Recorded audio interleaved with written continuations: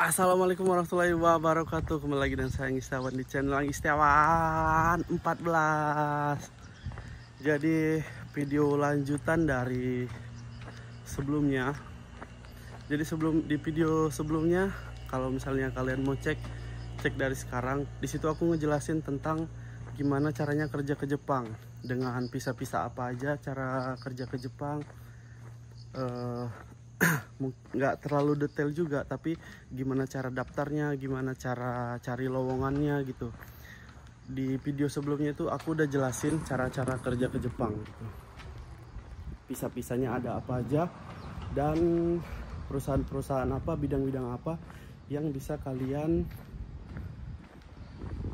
pilih, yang bisa kalian ambil untuk kerja ke Jepang ini guys. Jadi di video ini aku mau jelasin tentang tantangan kerja, tantangan tinggal di Jepang. Jadi apa aja tantangan-tantangan kalau misalnya kalian udah kerja dan nyampe ke Jepang nanti gitu. Yang pertama itu adalah tantangan bahasa. Jadi kalau misalnya kalian kerja ke Jepang itu, aku saranin dari pribadiku ya, aku saranin banget belajar bahasa Jepang itu yang bener-bener, yang bagus, yang banyak lah. Jangan sampai kesini itu bingung bahasa gitu. Tapi aku nggak bisa nyalahin kalian juga. Tapi aku mau motivasi dulu lah. Kenapa belajar bahasa Jepang itu sepenting itu gitu? Karena kalau misalnya kalian kerja ke Jepang, bahasa Jepang kalian itu yang levelnya masih di bawah ya, nanti kalian itu bingung sendiri di sini. Nyampe di sini kalian itu disuruh A ngerjainnya B, disuruh B ngerjainnya C, sampai seterusnya gitu. Jadi tekanan-tekanan itu nanti buat mental kalian jatuh, buat mental kalian jadi down.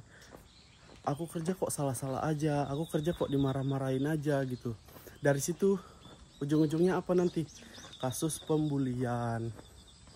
Karena level bahasa Jepang kalian yang kurang, di tempat kerja kalian jadi bahan bulian. Nggak menutup kemungkinan ya, masih ada mungkin yang di tempat kerja yang baik, yang bagus, saling support, banyak. Bukan aku bilang semua kerja itu pasti dibully, enggak. Banyak orang yang support di tempat kerjanya. Cuman kan nggak tahu rezeki kalian itu gimana gitu. Nggak menutup kemungkinan di tempat kerja kalian itu bakal ada pembulian juga gitu. Jadi cara mengatasinya gimana? Ya belajar bahasa Jepang yang bagus biar kalian terhindar dari kasus-kasus pembulian gitu. Soalnya aku udah banyak riset, aku udah banyak temuin juga kasus-kasus pembulian itu ya karena kayak gitu. Bahasa Jepangnya kurang, nanti disuruh A ngerjainnya B. Jadi orang Jepang itu nggak percaya, orang Jepang itu ini nggak bisa apa-apa gitu. Jadi disuruh kerja yang keras-keras, yang berat-berat, yang ngangkat-ngangkat berat, kerja-kerja yang ringan, kerja-kerja yang make otak, nggak ngandelin tenaga gitulah. Itu orang-orang Jepang yang ngerjain gitu. Jadi kita tenaganya di press mati-matian, mereka cuma nongkrong kaki ini gitu. Ini kasus yang banyak terjadi soalnya aku ceritain. Jadi saran aku buat kalian belajar bahasa Jepang yang bagus biar mental kalian itu nggak gampang down, mental kalian itu nggak gampang dibully lah di sini gitu. Jadi itu yang pertama, tantangan kerja di Jepang itu adalah itu, bahasa. Yang kedua adalah beban kerja yang disiplin, beban kerja yang tinggi gitu. Kenapa aku bilang gitu? Karena kalau aku ya basicnya kerja ke Jepang ini, aku udah pernah kerja dulu di Indonesia beberapa bulan gitu. Aku udah pernah kerja di rumah sakit, aku tinggalnya di asrama. Jadi kalau misalnya senior junior atau kesopanan atau kita harus nunduk gitu, itu udah makanan lah sehari-hari. Tapi untuk orang-orang yang ke Jepangnya itu nggak punya pengalaman apa-apa, contoh kalian baru tamat SMA kerja ke Jepang dengan visa Tokugino, masuk nih kerja ke Jepang nih, kalian belum pernah kerja sama sekali di Indonesia, belum tahu tekanan kerja di Indonesia itu kayak apa. Tiba-tiba kalian langsung masuk kerja ke Jepang dengan tekanan kerja yang cukup tinggi, dengan tekanan disiplin yang cukup tinggi. Kalian kaget, wah kenapa kerjanya di Jepang kayak gini, setiap malam nangis, pulang kerja nangis, berasa selalu disalahin. Karena ya memang gitu, kerjanya capek, kerjanya nggak ada istirahatnya, kerjanya kayak gitu banget. Ya namanya kerja gitu. Itu tadi, kalian sebelum kerja ke Jepang belajar dulu gimana budaya kerja di Indonesia, terus belajar juga gimana budaya kerja di Jepang, biar saat kalian ke Jepang tahu budaya kerjanya tuh, oh kayak kerjanya kayak gini. Kalau kerja ya kerja, kalau kerja ya nggak boleh bercanda gitu. Soalnya kalau di kita itu ya, aku ya pengalaman pribadi lagi dan lagi, aku kerja di rumah sakit di bidang pelayanan, di bidang perawatan. Itu tuh kalau misalnya kerja melayani pasien, melayani keluarga pasien itu nggak dengan sepenuh hati gitu. Aku juga ngerasa, bukan aku bilang orang Indonesia itu pelayanannya nggak baik, ya baik.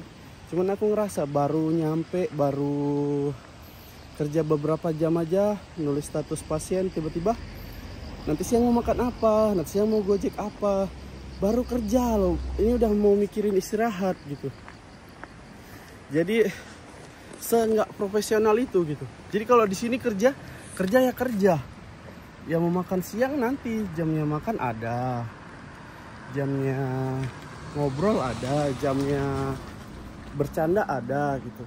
Jadi kalau jamnya kerja ya serius kerja gitu.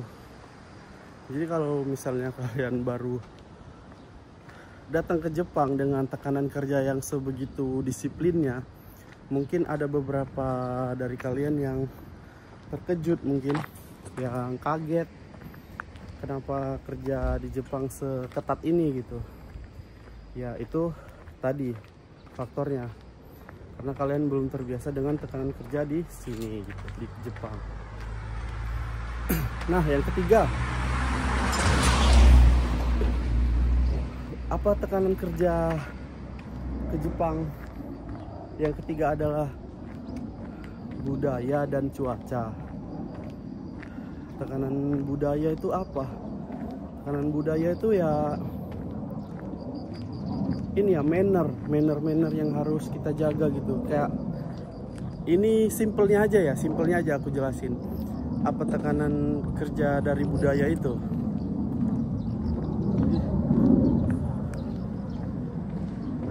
Mobil lewat, padahal ini jalan kuburan. Ini jalan kuburan, banyak mobil lewat dari sini cuy.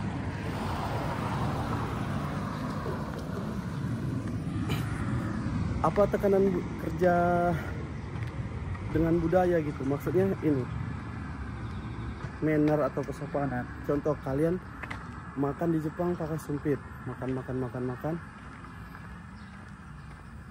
Setelah makan, sembari makan, sumpitnya itu kalian cucukin di atas nasi. Kalau kita mungkin nggak ada apa ya, kepantangan khusus gitu. Kenapa? Ya sumpitnya dicucukin aja di situ. Kalian mau ngambil minum, mau ngambil apa gitu, sesuatu, mau ngambil handphone kah. Tapi kalau bagi orang Jepang itu sumpit dicucukin itu tanda mendoakan orang mati gitu.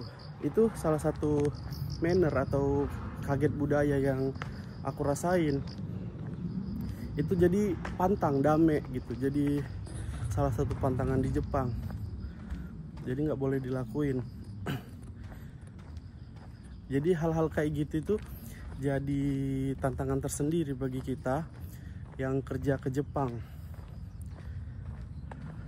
Sebenarnya banyak lagi kalau misalnya aku mau jelasin budaya-budaya yang nggak boleh dilakuin saat ke Jepang gitu, saat kerja ke Jepang. Contohnya nih, kalau misalnya ada toilet duduk, itu kalian kencingnya, kalau laki-laki ya kencingnya dalam keadaan berdiri, itu nggak boleh. Karena orang Jepang ini apa ya, risih banget, menjaga banget untuk orang berikutnya agar bisa pakai nyaman gitu. Jadi kalau kalian di tempat kerja kalian itu toiletnya cuman ada yang toilet duduk, ya kalian kalau laki-laki pipisnya ya duduk gitu, jangan berdiri, karena nanti bisa mengotori sekitar toilet tersebut gitu. Itu dua dari beberapa contoh manner, contoh budaya yang mungkin bagi kita biasa aja, tapi bagi orang Jepang itu ini banget ya, pantang banget, jangan sampai dilanggar gitu. Nah itu yang keempat apa tadi, suhu dan cuaca. Suhu dan cuaca itu jadi tantangan terbesar juga bagi kita yang kerja ke Jepang. Bentar ya, aku ini dulu. Karena di sini nggak ada jalan penyeberangannya, itu di sana guys. Nah, tantangan terbesarnya itu apa? Suhu dan cuaca. Ini guys, aku bingung setiap lewat sini. Ini ada rumah nih. Out of topic dulu ya. Ini ada rumah, terus ini rumahnya kayak gini, tapi ada mobilnya di depan guys. Ini masih ditempati oleh orangnya atau enggak sih gitu? Coba kalian komen lah nih. Ini ada rumah tapi keadaannya kayak gitu. Masih ada penghuninya atau enggak kira-kira? Menurut kalian ada enggak penghuninya? Jawab di kolom komentar. Nah, tantangan yang keempat itu apa? Suhu dan cuaca. Di Indonesia suhunya itu atau cuacanya itu di kita itu cuman ada musimnya, musim panas dan musim hujan. Kalau musim hujan ya banjir, kalau musim panas ya kemarau. Jadi kalau musim hujan airnya banyak, musim kemarau kita kekurangan air, susah air. Nah, kalau di sini tuh ada kalau di Jepang ada 4 musim. Ada musim panas, musim dingin, musim gugur, musim semi.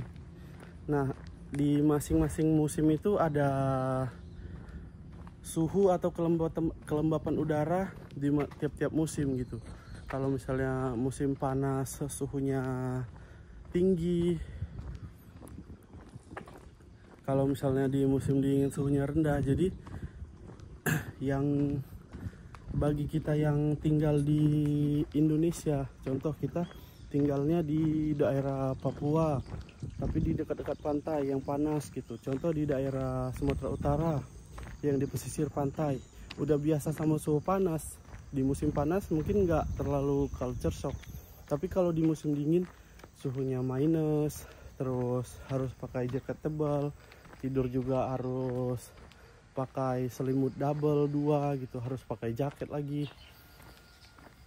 Kalau misalnya kita nggak biasa tidur dengan baju tebal, contohnya aku ya, aku tidur itu kalau ada baju yang tebal aja risih gitu. Karena kalau aku pribadi, ini pengalaman pribadiku ya, aku pribadi tidur itu semua kulit aku tuh, tubuh aku tuh harus menyatu dengan ini, dengan tempat tidur gitu.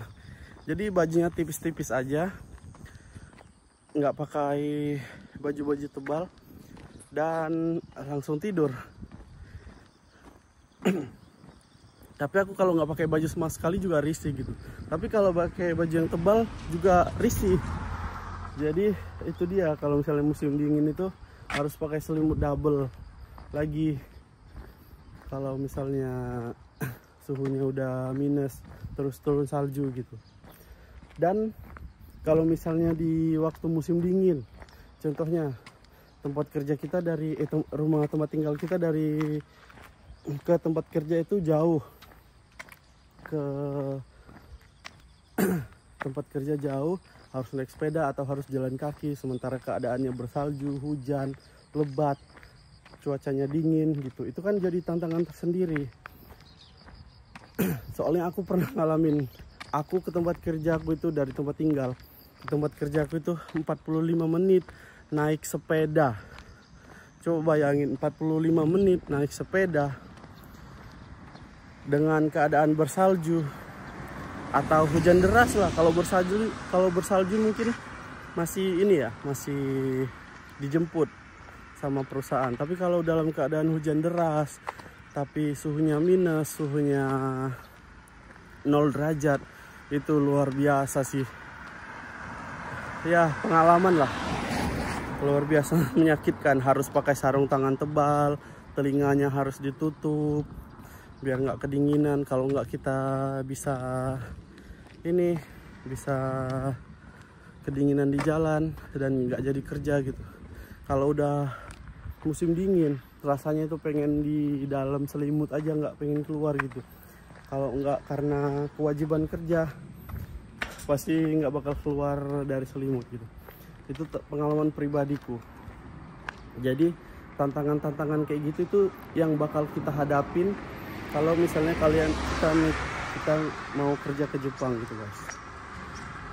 Jadi harus siap dengan tantangan-tantangan kayak gitu. Tapi balik lagi ke kalian, tantangan kerja kayak gitu tuh kalau misalnya kita ngadapinnya dengan hati tenang, dengan hati luas, intinya kita kerja ke Jepang biar kita bisa dapat penghasilan, contohnya biar kita bisa bantu keluarga, bisa naikin derajat keluarga, bisa bayar utang keluarga. Itu semua tantangan itu pasti nggak bakal ngalangin kita buat pengen ke Jepang gitu. Pasti semua tantangan itu bakal kita habisin, kita lewatin, dan mental kita juga nggak bakal jatuh kalau cuman gara-gara itu doang gitu. Jadi tergantung kalian, tergantung kebutuhan kalian. Kerja ke Jepang itu kenapa, kerja ke Jepang itu karena apa, tergantung dari kalian masing-masing gitu. Kalau kerja ke Jepang karena lihat orang-orang kerja di Jepang itu enak, mohon maaf dengan sebesar-besarnya jangan ke Jepang dulu. Kalau kalian cuman lihat kerja ke Jepang itu orang-orangnya enak-enak, karena nanti kalian sampai di tempat kerja kalian bakal ngadapin culture shock, kalian bakal ngadapin tempat kerja yang luar biasa gitu. Jadi kerja ke Jepang itu apa? Siapin mental, siapin ilmu, siapin semua yang dibutuhkan agar kalian ke Jepang itu aman-aman guys.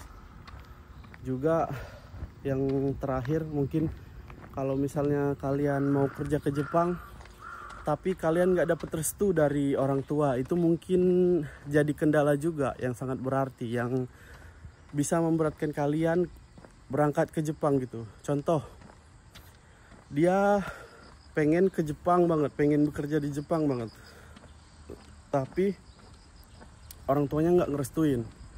Dia udah berkali-kali mensetsu, udah berkali-kali wawancara di perusahaan A, perusahaan B, perusahaan C, tapi nggak diterima-terima gitu. Ya itu tadi, karena restu dari orang tua nggak ada.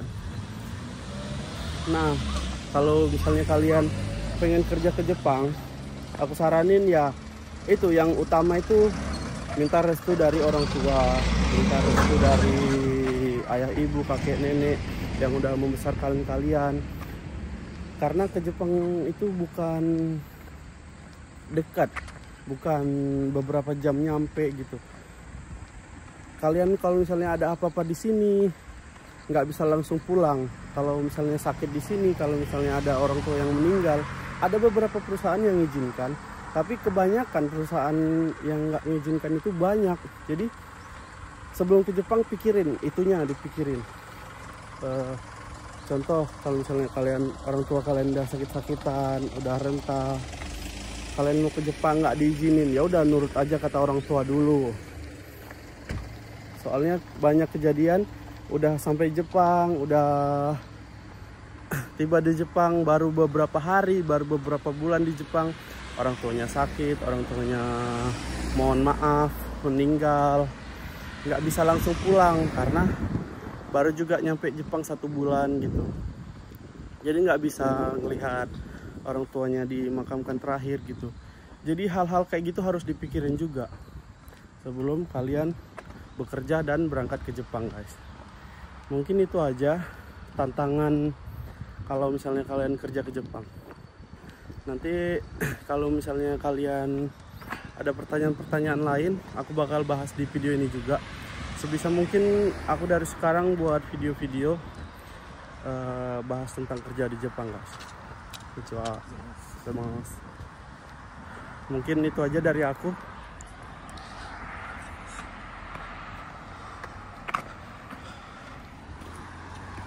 Ini udah mau sampai ke rumah. Aku mau nyebrang ini dulu baru aku tutup videonya di sini guys. Bentar ya. Karena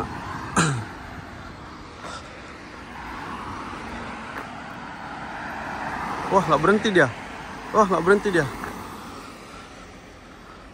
Arigatou gozaimasu. Itu kalau misalnya ada polisi di sembunyi-sembunyi gitu, itu mereka udah kena tilang itu. Soalnya aku udah pernah ngalamin sendiri.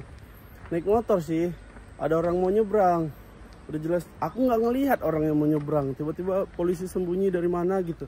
Ya, tadi ada yang mau nyebrang, kamu nggak berhenti. Kenapa katanya? Aku kena tilang. Bayar 6.000 yen. Atau sekitar ya 16 ribuan lah gitu. Karena nggak berhenti. Aku nggak ngelihat atau dia baru datang baru nyampe gini, atau dari gang dia mau masuk mau lewat nyebrang, itu nggak ngerti aku. Intinya aku nggak ngelihat, tapi polisi ngelihat dari jauh. Dia kadang-kadang dari gang-gang kecil gitu kan, dia sembunyi gitu. Jadi harusnya kena tilang. Jadi itu aja tantangan kerja ke Jepang. Mungkin aku bakal bahas video-video tentang bekerja di Jepang di lain waktu. Terima kasih banyak. Assalamualaikum warahmatullahi wabarakatuh. Salam anak Indonesia yang ada di Jepang. Bye bye guys.